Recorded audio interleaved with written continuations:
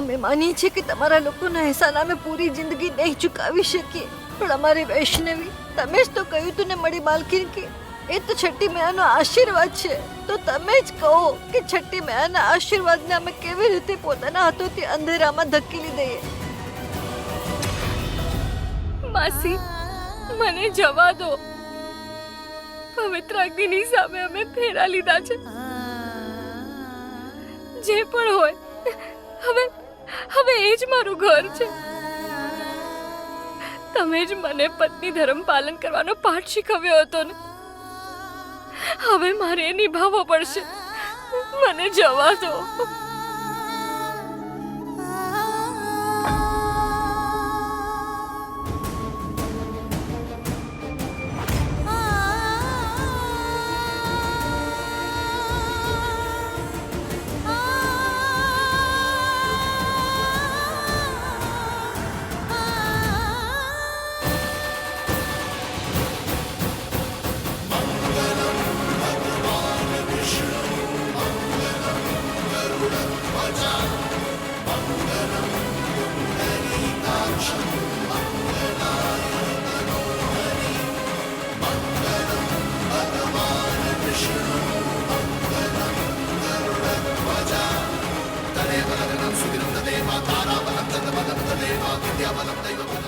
વૈષ્ણવી,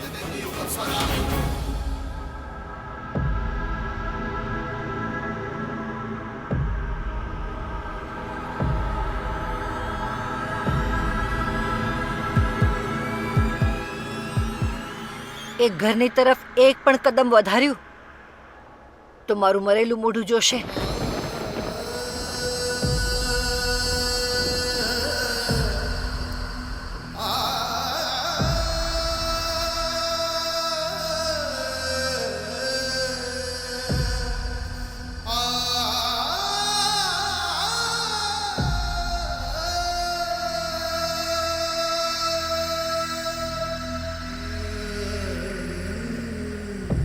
કાર્તિક, માં, વૈષ્ણવી ન આવી? એ એ એ નહીં આવે દીકરા.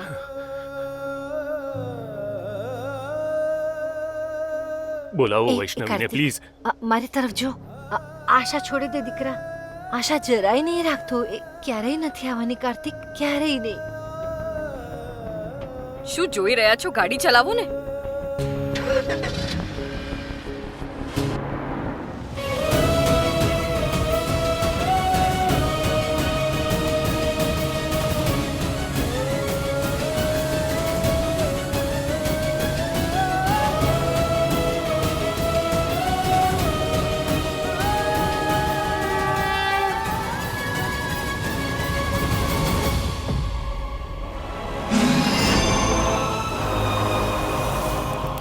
હવે યશોદા પોતાના મોહ પાશમાં ફસાઈ ચૂકી છે.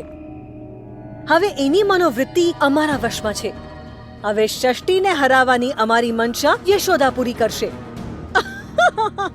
એવું નહીં થઈ શકે.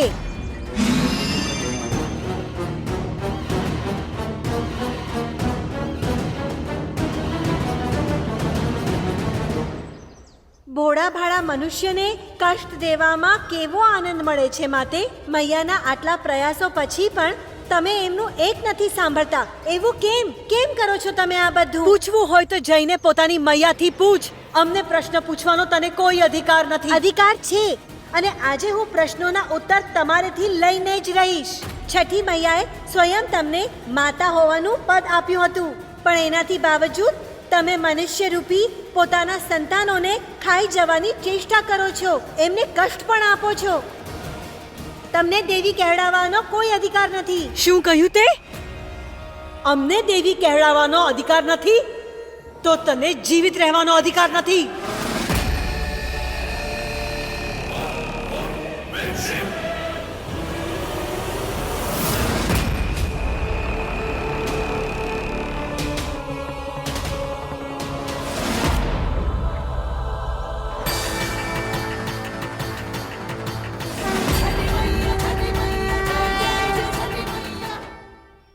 શૈશવ, આ આપણી માતા છે.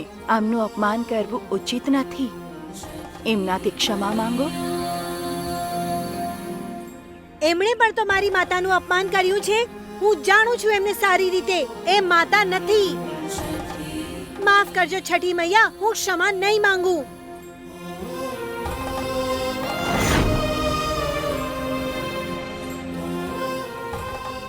માતા, ક્ષમા કરો. શૈશવ એક બાળક છે, એટલા માટે એને સૃષ્ટિનો નિયમોનું જ્ઞાન નથી. પરંતુ આપ તો માતા છો. શું એક બાળકને આ રીતે દંડ આપવો ઉચિત હોઈ શકે? શું ઉચિત છે અને શું અનુચિત એ અમને તમારાથી શીખવાની જરૂરત નથી. શીખવાની આવશ્યકતા તો છે માતા, પણ તમે પોતાના જ અહંકારની અગ્નિમાં પોતાના દિવ્યત્વને ભસ્મ કરવા જઈ રહ્યા છો. અમારું કામ હતું તમને સચેત કરવાનું. હવે તમે પોતાના દાયિત્વનું નિર્વહન કરો અને અમે પોતાના કર્તવ્યનું પાલન કરીશું. મનુષ્યને પાલન કરવું પડશે ધર્મનું. પૂજા કરવી પડશે અમારી. અને જ્યાં સુધી એવું નહીં થાય ત્યાં સુધી એમને અમારા પ્રકોપને સહેવો પડશે. માતે, ભક્તિનો મૂળ આધાર છે શ્રદ્ધા. શક્તિના દુરુપયોગથી આપ ડર તો ઉત્પન્ન કરી શકો છો, પરંતુ ભક્તિ નહીં. નહીં તો હિરણ્યકશ્યપ પણ વિષ્ણુ હોત. પણ વિષ્ણુ બનવા માટે પ્રહલાદ બનવું પડે છે. આ વાત તમે ક્યારે સમજશો? તમે કેમ નથી સમજી રહ્યા ષષ્ઠી? કળિયુગ છે. ભયથી જ ભક્તિનું ઉદ્ગમ થઈ શકે છે. મનુષ્ય પણ ઈશ્વરનું નામ ત્યારે જ લે છે જ્યારે એ કષ્ટમાં હોય છે. ભયના વિના ભક્તિ અસંભવ છે અને અમે ભયથી જ ભક્તિને જન્મ દઈશું.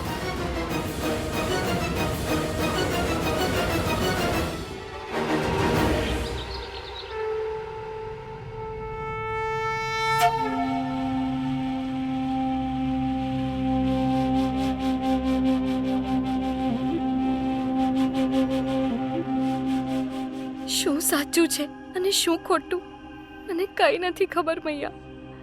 એક બાજુ પત્ની ધર્મ અને બીજી બાજુ માસીની કસમ. મને નથી ખબર કોણે શું કર્યું, પણ મને આટલું યાદ છે કે આ મંગલસૂત્ર અને કાર્તિકજીની સાથે લીધેલા ફેરા. મને દિશા આપો મૈયા, મને રસ્તો દેખાડો.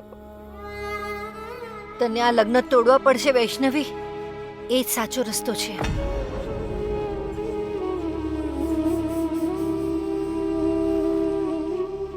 કેવી વાત કરી રહ્યા છો માસી?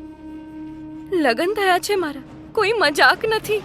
તમે જ મને શીખવ્યું હતું ને કે એક સ્ત્રીના ગળામાં એકવાર મંગલસૂત્ર નખાઈ જાય તો એને કાઢી ન શકાય.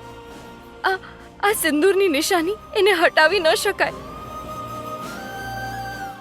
તમે જ તો કહેતા હતા ને કે આ જન્મો જન્માંતરનો સંબંધ હોય છે, અને તમે જ તોડવાની વાત કરી રહ્યા છો. હા, કરી રહી છું હું.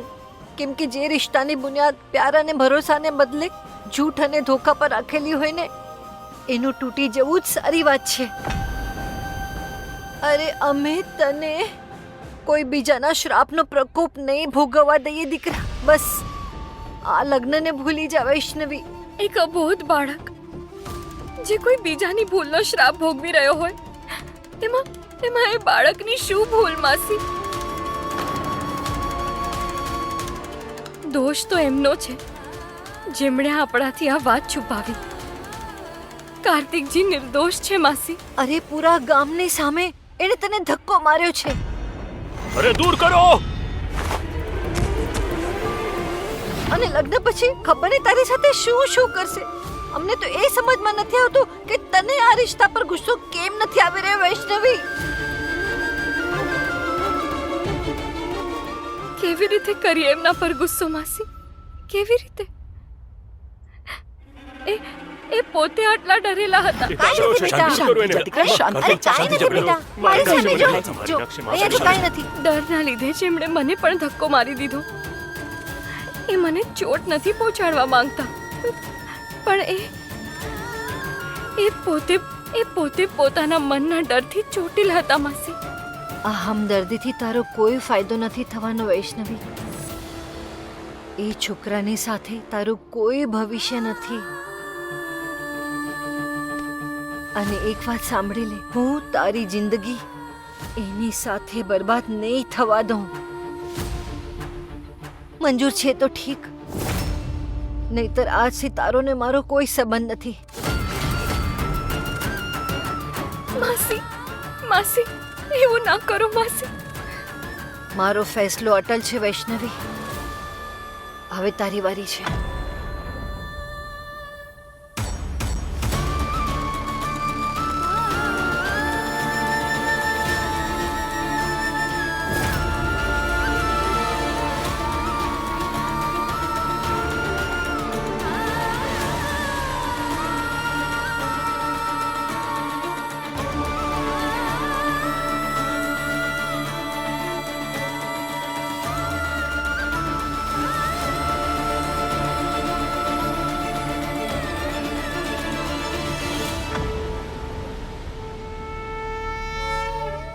તમારી માતા મારી માતાને ખૂબ કષ્ટ આપે છે મૈયા. હું તમને આ રીતે વ્યથિત નથી જોઈ શકતો. આખિર કૃતિકાયનની પૂજા કેમ નથી થતી? એમને કઈ વાતનો ક્રોધ છે? કેમ એમના કારણે મારી મોટી બેનને આટલા કષ્ટો ભોગવા પડી રહ્યા છે?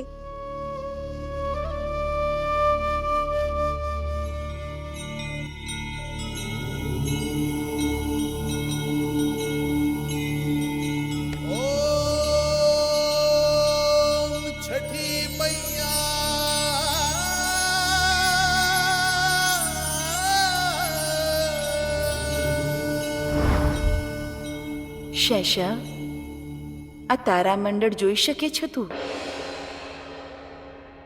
આ 7 તારા સપ્ત ઋષિ છે.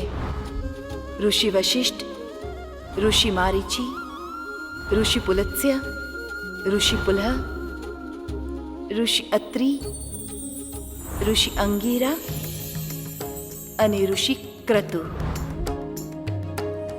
જાણે છે, પહેલા કૃતિકાઓ 6 નહીં, પરંતુ એ સંપૂર્ણ 7 હતી.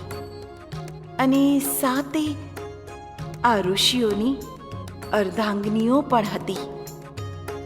એમના નામ છે શિવ, સંભૂતિ, પ્રીતિ, સન્નતિ, અનસૂયા, ક્ષમા અને અરુંધતી. એમાંથી 6 ઋષિઓને એવું પ્રતીત થયું કે એમની પત્નીઓનું અગ્નિદેવના પ્રતિ આકર્ષણ છે, જે કારણે એ 6 ઋષિઓએ પતિ ધર્મને ભંગ કરવાનો દોષી ગણીને પોતાની પત્નીઓનો પરિત્યાગ કર્યો. ફક્ત દેવી અરુંધતી જ હતા સપ્તઋષિ પાસે, જેમનો આશીર્વાદ આજે પણ નવવિવાહિત જોડો પોતાના વિવાહના ઉપરાંત લે છે. આ 6 કૃતિકાઓએ ભગવાન શિવ અને મા પાર્વતીના પુત્ર ભગવાન કાર્તિકેયનું પાલન પોષણ કર્યું. એમના ક્રોધ અને દુઃખનું કારણ એ જ છે કે ભગવાન કાર્તિકેયના એમને માતા પિતા માનવા છતાંય પૃથ્વી લોકમાં મા પાર્વતીને પૂજવામાં આવે છે, પણ કૃતિકાઓને નહીં. અને આ જ વાતથી રૂષ્ટ થઈને એમનો પ્રકોપ નવજાત બાળકોની મૃત્યુનું કારણ બને છે. બધા દેવી દેવતાઓની સાથે સાથે સ્વયં ભગવાન કાર્તિકે પણ કૃતિકાઓનો ક્રોધ છોડવાનો આગ્રહ કરી ચૂક્યા હતા, કેમ કે આ સંસારમાં પૂજા ફક્ત સાત્વિક શક્તિઓની જ થઈ શકે છે. બીજાઓને કષ્ટ આપવાવાળા ભલે દેવતા જ કેમ ન હોય, એમની ક્યારે પૂજવામાં નથી આવતા. પણ કૃતિકાઓ આ વાત ક્યારે સમજી જ નહીં શકી. ત્યારે જ બ્રહ્મદેવે કૃતિકાઓને કુદૃષ્ટિથી બાળકોને બચાવી રાખવા માટે મને એમની રક્ષાનું દાયિત્વ સોંપ્યું હતું. માના ગર્ભમાં પ્રવેશ કરવાથી લઈને જન્મના 6 દિવસ સુધી, જ્યાં સુધી બ્રહ્મદેવ એમનું ભાગ્ય નથી લખી દેતા, એમની રક્ષા કરવું જ મારો ધર્મ છે. ફક્ત કાર્તિકની સાથે જ નહીં, વૈષ્ણવીની સાથે પણ ખૂબ જ ખોટું થઈ રહ્યું છે. અમે સમજાવીશું યશોદાને. હાય મારી માળી, આટલું બધું થયા પછી પણ તમે એ બે કોડીની ઓરત સામે ઝૂકવાની વાત કરી રહ્યા છો માજી? ઉર્મિલા, ભૂલ અમારી છે તો ઝૂકવું પણ પડશે. હવે ભૂલો નહીં, અમે એ લોકોથી કાર્તિકની સચ્ચાઈ છુપાવી છે. છુપાવવું એ આપણી મજબૂરી હતી માં. આ વાત તમે પણ સારી રીતે જાણો છો. અને કાર્તિક જેવું પણ હોય, એવા લોકોને 100 જન્મ સુધી પણ આવો સંબંધ ક્યારે પણ મળવાનો નથી માં. અને આમ પણ આ હવેલીની જાગ જમાટ, એશો આરામ, અરે કોઈ પણ છોકરી પોતાનું બધું હારી જશે આ હવેલીની વહુ બનવા માટે માં. બીજું એ તો શું માજી? અને સાચું કહું, ખોટું તો અમારા દીકરાની સાથે થયું છે. વગર વિચારે એનો રિશ્તો એ અનાથ છોકરીની સાથે કરી દીધો. અરે જેને ના રિશ્તાઓની સમજ છે અને ના પોતાના મંગળસૂત્રનું સન્માન. અને જો હોત તો એ પોતાનો અવાજ ઉપાડત પોતાની માસીની સામે કાર્તિક દીકરા માટે. નહીં માજી, એ છોકરી એવું કાંઈ નથી કર્યું. સમજો વાતને. અરે ઇક્કા દુક્કા તો હું પણ જાણું છું. હા, એ કોઈ છઠ્ઠી મૈયાની દીકરી નથી માજી. ઉર્વશી, ના, એટલે હું તો એમ જ કહેતી હતી કે સારું જ થયું ને. એ તો છઠ્ઠી મૈયાનો આશીર્વાદ છે કે એમણે આ લગ્ન તોડાવી દીધા. હા, એકદમ સાચી વાત કહી રહ્યા છો ઉર્વશી માજી. જો એ વૈષ્ણવી આ ઘરમાં વહુ બનીને આવી જાત તો ન જાણે કેટલા મુસીબતોના પહાડ આ પરિવાર પર તૂટી પડત. અમે તો કહીએ છીએ ભલું થયું ને ભાંગી જંજાળ. મૈયાનો સંકેત કોઈ સમજે કે ના સમજે, અમે સારી રીતે સમજીએ છીએ.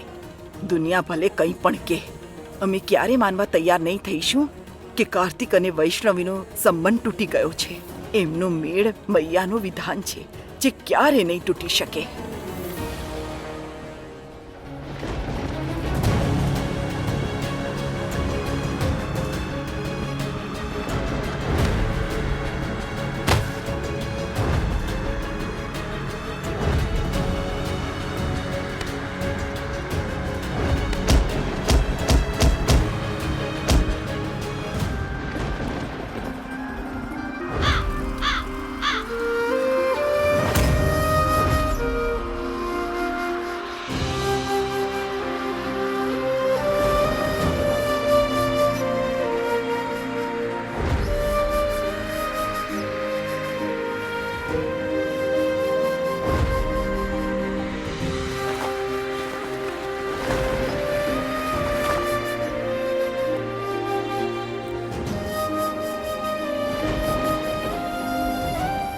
અને એક વાત સાંભળી લે, હું તારી જિંદગી એની સાથે બરબાદ નહીં થવા દઉં.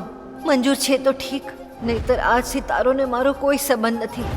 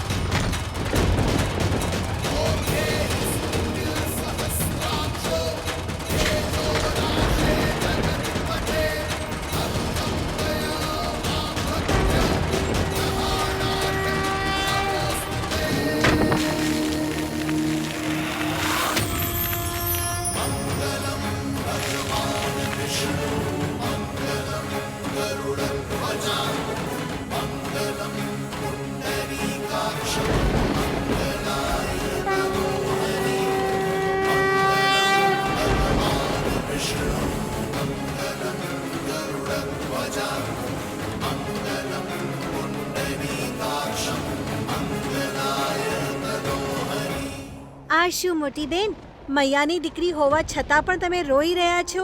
હવે આ આંસુની કોઈ પણ જરૂરત નથી. મૈયાએ તમારા અને જીજુના સંબંધને આશીર્વાદ આપી દીધા છે. હવે આ સંબંધને કોઈ નહીં તોડી શકે. પણ આ બધું હું માસીને કેવી રીતે સમજાવું? લગન કોઈ ગુડ્ડા ગુડ્ડીની રમત નથી જે આજે રમ્યા અને કાલે તોડી દીધા. અને આ બધામાં કાર્તિકજીની કોઈ ભૂલ પણ નથી. જેમને ભોગવવું પડે છે એ તો પોતે એક શ્રાપથી પીડિત છે. હું એમની સાથે આટલું ખોટું કેવી રીતે કરી શકું? તમે માસીથી ભલામણ કરો ને, પછી જોજો આ સંબંધમાં તમને ખુશ જોશે ને તો એ પણ ખુશ થઈ જશે. હું તો કહું છું કે તમે જીજુ પાસે ચાલ્યા જાઓ. એવું નથી શેષવ. માસીનું કહેલું હું ટાળી ન શકું. એ મારા માટે બધું જ છે. મારે એમને મનાવવા પડશે. પણ મોટી બેન, અગર એ ક્યારે નહીં માન્યા તો?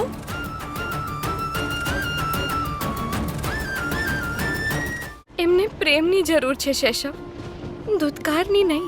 તો પછી મુશ્કેલીઓ શું છે મોટી બેન? તમે માસીથી ભલામણ કરો ને, પછી જોજો આ સંબંધમાં તમને ખુશ જોશે ને તો એ પણ ખુશ થઈ જશે. હું તો કહું છું કે તમે જીજુ પાસે ચાલ્યા જાઓ. એવું નથી શેષવ. માસીનું કહેલું હું ટાળી ન શકું.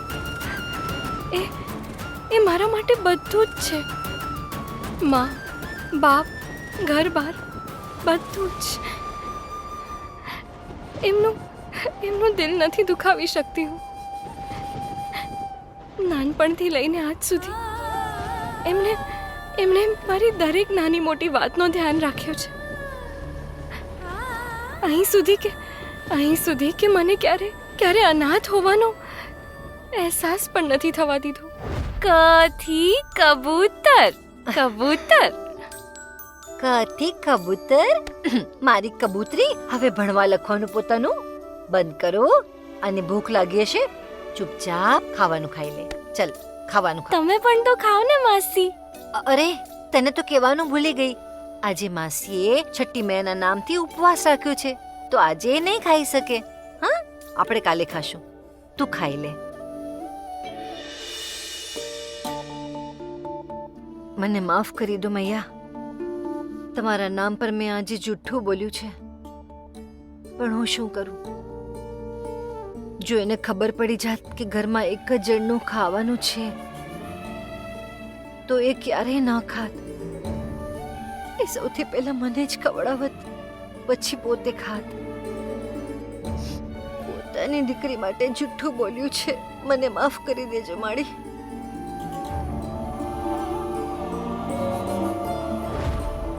પોતાનું બધું જ નોછાવર કર્યું છે મારા ઉપર. હું એમને ના નથી પાડી શકતી. મારે એમને મનાવવા પડશે. પણ મોટી બેન, અગર એ ક્યારે નહીં માન્યા તો? તો પછી હું માસીની ખુશીમાં જ પોતાની ખુશી શોધી લઈશ અને મૈયાથી પ્રાર્થના કરીશ કે કાર્તિકજીનું જીવનભર ધ્યાન રાખે.